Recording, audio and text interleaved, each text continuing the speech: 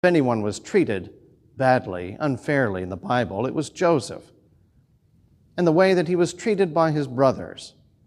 Of course, brothers are famously rough on each other, but good grief. In fairness to them, he was a cocky know-it-all, but in fairness to him, he was just a happy kid. Though brothers, they envied him, they hated him, they even tried to kill him.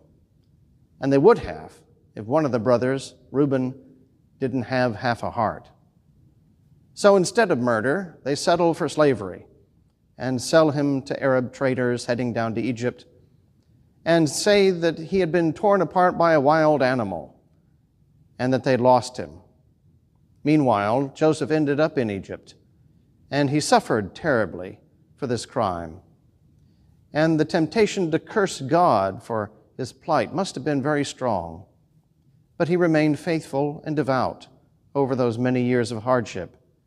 And for his faithfulness, he slowly began to be rewarded.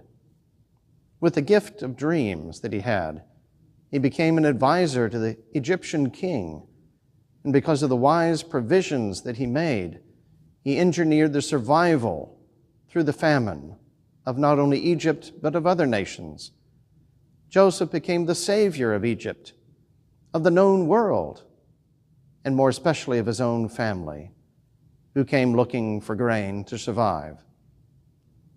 Now those brothers who had betrayed him, they were now right in his hand. God had delivered them into his hand, and he could have crushed them. He could have had his revenge, but instead he left the past in the past. There was no more room for hatred in his heart.